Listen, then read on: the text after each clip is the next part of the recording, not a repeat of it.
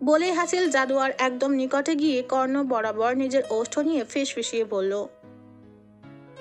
দূরে থাক আমার থেকে, যত বারিশ দূরে থাক। আমার মতো নির্দর ভুবনে পা রাখার দুঃসাহসিকতা দেখাস না। আমি আগুন, অতি নিকটে আসলে ভস্ম হয়ে যাবে। হঠাৎই জাদুয়ার নিজ আখিদয় খুলে ভয়ার্থক দৃষ্টিতে এদিক সেদিক তাকিয়ে কিছু একটা খুঁজতে লাগলো, কিন্তু কোনো কিছুর উপস্থিতি সে পেল না তার কক্ষে। আনমনে জাদুয়া ভীতিগ্রস্ত কণ্ঠে শুধালো, কেউ কি এখানে এসেছিল? আমার সারা শরীরে কেন এরকম ভয়ঙ্কর শীতলতা অনুভব হলো, কিন্তু কেউ তো নেই এখানে। তাহলে সবই কি আমার মনের ভ্রম? এই সকল চিন্তাভাবনার মধ্যে জাদুয়া আবার বলল, হয়তোবা। আর তা না হলে এত রাতে কে আসবে? বলেই জাদুয়া আবারও নিদ্রায় তলিয়ে গেল।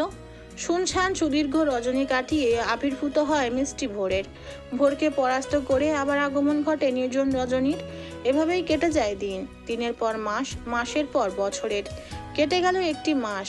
এই এক মাসে জাদুয়া ভুলক্রমেও হাসিলের সামনে পড়েনি, সর্বদা হাসিল থেকে পালিয়ে বেরিয়েছে। হাসিলও জাদুয়াকে এড়িয়ে চলেছে। বাড়ির প্রত্যেকের দৃষ্টিতে পরিলক্ষিত হয়েছে বিষয়টি, কিন্তু কেউ এ ব্যাপারে তেমন কোনো প্রতিক্রিয়াই দেখায়নি। কারণ তারা জানে হাসিল কোনো কারণবশত জাদুয়াকে একদমই সহ্য করতে পারে না। তাই তারা মনে করে ওদের একে অপরের থেকে দূরে থাকাই শ্রেয়। হাত পা বাঁধা অবস্থায় পরিত্যক্ত গোডাউনে রক্তে রঞ্জিত শরীরে ছটপট করছে একটি ছেলে। শরীরের অসহ্য যন্ত্রণায় মুখ নিয়ে নির্গত হচ্ছে অসহনীয় আর্তনাদ। তারই সামনে পায়ের উপর পা তুলে বসে আছে তাসাওয়ার আবরার হাসিল। ছেলেটির অসহনীয় আর্তনাদে ছিটে ফোটা দয়ার রেশ মাত্র দেখা গেল না তার মুখমণ্ডলে। হাসিল বসা থেকে উঠে ছেলেটির সামনে এগিয়ে গিয়ে হাঁটু ভাঁজ করে বসে এক হাতে ছেলেটির চুলগুলো মুষ্টিবদ্ধ করে ছেলেটির মাথা উপরে উঠিয়ে প্রশ্ন করে, এখনো সময় আছে, বলে দে কার কথায় তুই মার্ডারটি করেছিস। আমি ওয়াদা করছি, তার নাম বলে দিলে আমি তোকে কষ্ট ছাড়ে পরে পাঠিয়ে দেব। হাসিলের কথায় ছেলেটি ভাঙা ভাঙা কাতর গলায় বলে, আমি সত্যি বলছি, আমি জানি না কে ছিল সে। তার সাথে যতবার আমার কথা হয়েছে ততবার আমার মুখ চোখ বান্ধা অবস্থায় ছিল, যার ফলে আমি তাকে দেখতেও পারিনি। প্লিজ স্যার, আপনি আমাকে ছেড়ে দিন। স্যার, আমি যদি জানতাম আপনি ওই মহিলার খোঁজে তাহলে আমি সত্যি বলছি কখনোই এই মার্ডারের সুপারিশ নিতাম না। আমাকে মাফ করে দিন স্যার। এই আমাকে মাফ করে দিন স্যার। এই ধরনের ভুল আমার দ্বারা আর কখনো হবে না।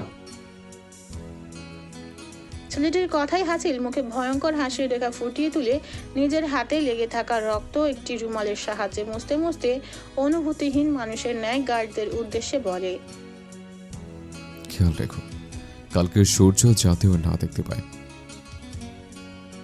বলেই সেখান থেকে চলে যায়। হাসিলকে যেতে দেখে সাব্বিরও চলে যায় হাসিলের পিছু পিছু।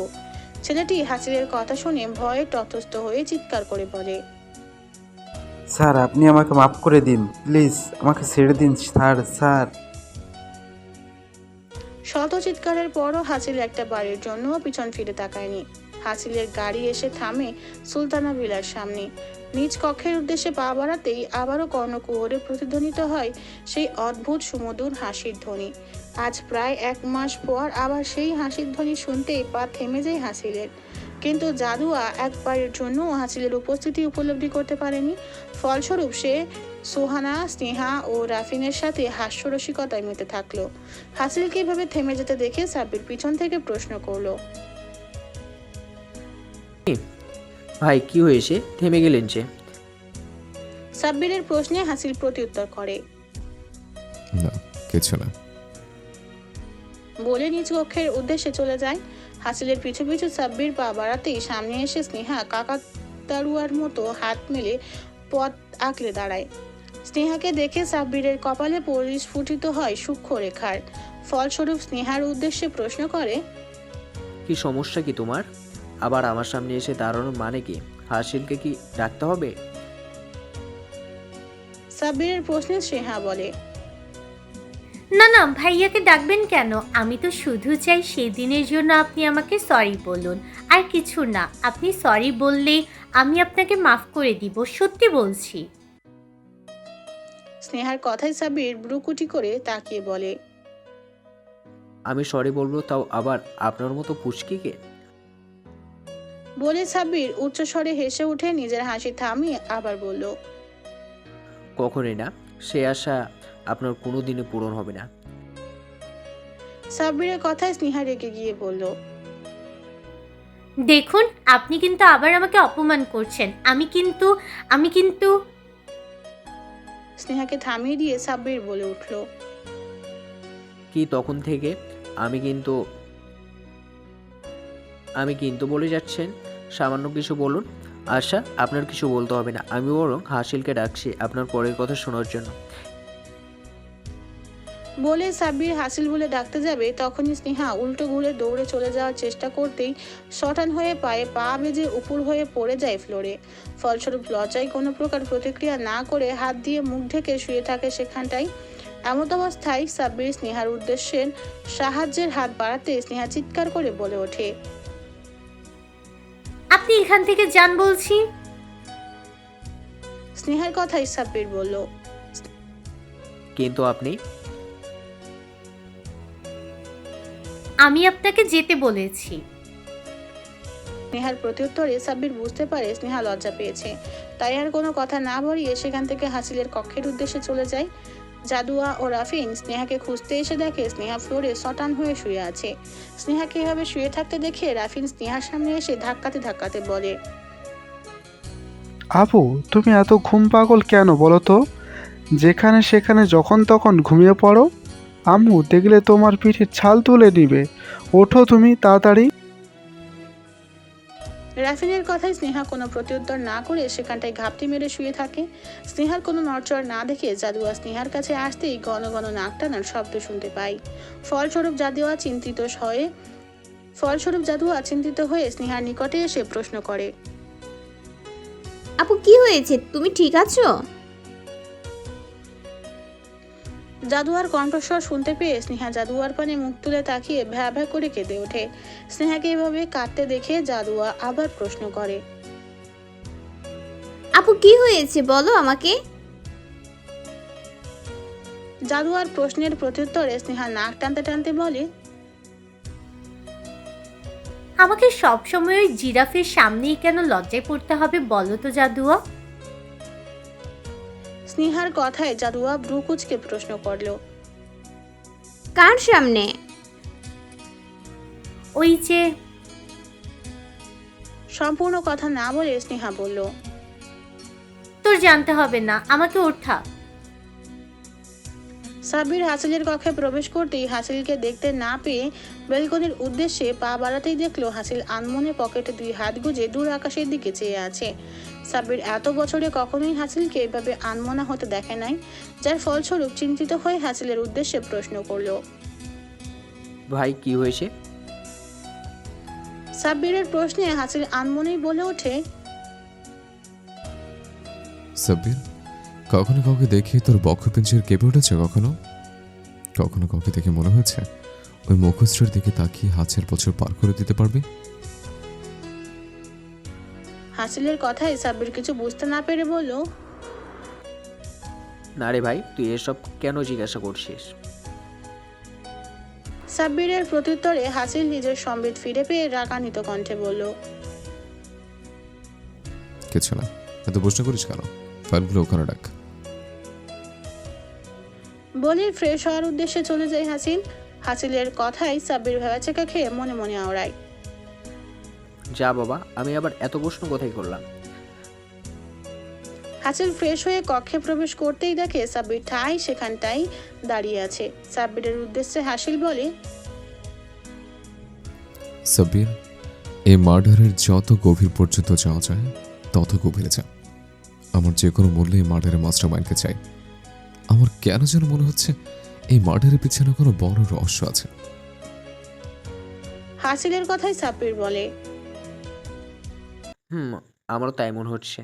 আর তা না হলে এত প্ল্যান করে একজন সাধারণ মানুষকে কেউ কেন মারবে? তুই চিন্তা করিস না ভাই, আমি যেভাবেই হোক ওকে খুঁজে বের করার চেষ্টা করছি। সাব্বিরের কথায় হাসিল বলল, চেষ্টা নয় Sabbir, I need that guy as soon as possible. হাসিলের কথায় সাব্বির সায় জানিয়ে নিজ গন্তব্যের উদ্দেশ্যে চলে যায়। 2 মাসের বেশি সময় অতিবাহিত হয়েছে জাদুয়ার সুলতানা ভিলায় পদার্পণের। এই 2 মাস জাদুয়া নিজের সবচাইতে কাছের প্রিয় মানুষের থেকে দূরে থেকেছে। না তার কোনো খোঁজ পেয়েছে, না সে কোনো প্রকার খোঁজ নিতে পেরেছে। কিভাবে নেবে সে তার দাদিজানের খোঁজ? তার কাছে যে খোঁজ নেওয়ার কোনো মাধ্যমই ছিল না। প্রতিনিয়ত দাদির জন্য বক্ষপিঞ্জরে ছটফটতা অনুভূত হয়েছে জাদুয়ার, কিন্তু নিজের সংকোচতার কারণে দাদির খোঁজ সুলতানা ভিলার কারো কাছে জিজ্ঞাসাও করেনি। ভেবেছিল তারা যদি জাদুয়াকে বোঝা ভাবে, কিন্তু জাদুয়া তো এখন জানে তারা জাদুয়াকে ভালোবাসে। আর তাছাড়া আজ সকাল থেকেই জাদুয়ার মনের ভিতর কেমন অস্থিরতা কাজ করছে। কেন জানি তার মনে হচ্ছে দাদি ভালো নেই। যদি ভালোই থাকতো তাহলে কেন এতদিনে দাদি একবারের জন্য জাদুয়ার খোঁজ নেয়নি? জাদুয়া নিজের সকল সংকোচতা দূরে করে সুলতানা খানের দ্বারের সম্মুখে এসে দ্বারে করাঘাত করতে সুলতানা খান বললেন, ভেতরে এসো।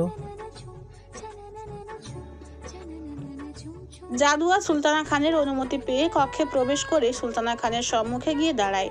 জাদুয়াকে দেখে সুলতানা খান জিজ্ঞেস করলেন, কি ব্যাপার নানুমণি, তুমি হঠাৎ আমার রুমে আসলে, কিছু কি বলবে? সুলতানা খানের প্রশ্নে জাদুয়া বলল, নানুমণি, তুমি কি একটু দাদির খোঁজ নিয়ে দিতে পারবে? আজ এতদিন হলো দাদি তো একটা বারও আমার খোঁজ নিল না। আমার কেমন জানি অস্থির লাগছে। জাদুয়ার অস্থিরতা দেখে সুলতানা খান বললেন, আচ্ছা ঠিক আছে, তুমি অস্থির হও না, তুমি শুধু শুধু টেনশন করছো, দেখবে সব কিছু ঠিক আছে। আমি বরং তোমার দাদি যেই নাম্বারটি দিয়ে কল করেছিল সেটাতে কল করে দেখি। সুলতানা খানের কথায় জাদুয়া বলল, কিন্তু ওটা তো মামার নাম্বার। উনি কি আমার সাথে দাদিকে কথা বলতে দিবেন? জাদুয়ার কথায় সুলতানা খান বললেন, তুমি টেনশন করো না, ওরা জানবেও না কে কথা বলবে। আর তাছাড়া এই নাম্বারটি ছাড়া আমাদের কাছে আপাতত অন্য কোনো রাস্তাও নেই। সুলতানা খান নিজের বক্তব্য শেষ করে কল করে রহিম মিয়ার নাম্বারে। কিছুক্ষণ যেতেই কলটি রিসিভ করে রহিম মিয়া বলল, হ্যালো, কে বলতেছেন? রহিম মিয়া কল রিসিভ করতে সুলতানা খান চোখের ইশারায় জাদুয়াকে আশ্বস্ত করে রহিম মিয়ার উদ্দেশ্যে বললেন, আপনি আমাকে চিনবেন না, আমি রহিমা খাতুনের সাথে একটু কথা বলতে চাই, ওনাকে একটু ডেকে দিবেন? সুলতানা খানের কথায় রহিম মিয়া একটা দীর্ঘশ্বাস ছেড়ে বললেন, উনি তো নাই। নাই মানে কোথায় গিয়েছেন? মা মারা গেছে, আজ 2 মাসের বেশি হয়ে গেছে। রহিম মিয়ার কথায় সুলতানা খান স্তব্ধ হয়ে যান। কি বলবেন তা বুঝে উঠতে পারছেন না। সুলতানা খানের এমন নিশ্চপতা দেখে জাদুয়ার বুকের ভিতরটা কেমন মোচড় দিয়ে উঠল। সে বারবার সুলতানা খানকে প্রশ্ন করেই যাচ্ছে, কি হয়েছে নানুমণি? সুলতানা খান ফোন রেখে এক দৃষ্টিতে তাকিয়ে থাকে জাদুয়ার দিকে। সে কিভাবে বলবে জাদুয়াকে তার দাদির মৃত্যুর কথা? মেয়েটি যে তার দাদিকে খুব ভালোবাসে। ওই একটা মানুষই ছিলেন যিনি জাদুয়াকে আগলে রেখেছেন নিজ ছায়ার মতো। সুলতানা খানের খুব আফসোস হচ্ছে এটা ভেবে, কেন সে আরো আগে তার খোঁজ নিলেন না। এখন তার মনে হলো রহিমা খাতুন কেন জাদুয়ার কথা তাদেরকে বলেননি। হয়তো রহিমা খাতুনের চিন্তাটা সঠিক ছিল। সুলতানা খানকে কোনো কথা বলতে না দেখে জাদুয়া বলল, নানুমণি, কি হয়েছে বলো? তুমি ফোনটা রেখে দিলে কেন? বলো না কি হয়েছে, দাদি ঠিক আছে তো? নীরবতার রেশ ভেঙে সুলতানা খান বললেন, জাদুয়া, ঠান্ডা মাথায় এখানে বসো, আমি একটা কথা বলছি, তা মনোযোগ দিয়ে শুনবে, ঠিক আছে? জাদুয়া নিজের মনের অস্থিরতা নিয়ে বলল, ঠিক আছে, বলো কি বলবে। হায়াত মৌত সব কিছু আল্লাহর হাতে। যখন যার ডাক আসবে তখন তাকে এই দুনিয়ার মোহমায়া ত্যাগ করে চলে যেতে হবে, তাই না? জি। তাহলে কারো মৃত্যুর সংবাদ শুনলে আমাদের উচিত আহাজারি না করে তার জন্য পরম করুণাময়ের রবের নিকট প্রার্থনা করা, তাই না? সুলতানা খানের এমন প্রশ্নে জাদুয়া প্রচন্ড পরিমাণে উত্তেজিত হয়ে বলে, নানুমণি, সত্যি কথা বলো, কি হয়েছে?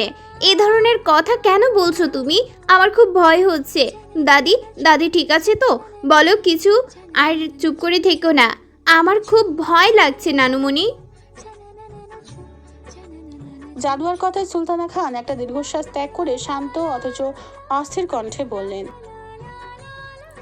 জাদুয়া, তোমার দাদিমা মারা গেছেন। সুলতানা খানের কথায় জাদুয়া স্থির হয়ে বসে রইল। কোনো অনুভূতিই যেন জাদুয়াকে ছুতে পারছে না। সে এটা কি শুনলো? সে যা শুনছে তা কি সত্যি? জাদুয়ার মন মস্তিষ্ক সব শূন্য হয়ে গেল। সে যেন একটা ঘোরের মধ্যে বিচরণ করছে। জাদুয়ার এহেন হালাত দেখে সুলতানা খান চিন্তিত হয়ে জাদুয়াকে আলতো ধাক্কা দিয়ে বললেন, জাদুয়া, তুই ঠিক আছিস? এভাবে বসে আছিস কেন সোনা? সুলতানা খানের হাতের স্পর্শে সম্বিত ফিরে পায় জাদুয়া। আর্তনাদ করে কেঁদে ওঠে।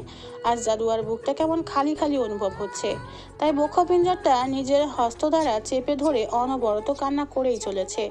জাদুয়ার এহেন হালাতে দেখে সুলতানা খান জাদুয়াকে নিজের বুকে টেনে নিয়ে সান্ত্বনা দিয়েই চলেছে। কিন্তু হায়, যার যায় সেই বোঝেই স্বজন হারানোর বেদনা।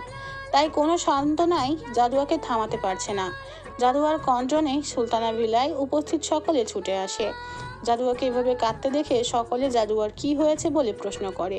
সুলতানা খান সকলকে সবকিছু খুলে বলায় প্রত্যেকেই জাদুয়াকে সান্ত্বনা দিতে চলে আসে। কিন্তু জাদুয়া কারো সান্ত্বনাতেই কান্না থামাচ্ছে না। জাদুয়া নিজের মুখ সুলতানা খানের বুকের থেকে উঠিয়ে ক্রন্দনরত কণ্ঠে বলে ওঠে, নানুমণি, আমি আজ এক্ষুনি রূপনগর যাব। আমি দাদির কবরটা একবার জিয়ারত করতে চাই। একবার তার কবরটা এই হাত দুটো দিয়ে ছুঁয়ে দেখতে চাই। প্লিজ, তুমি আমাকে ওখানে নিয়ে যাও।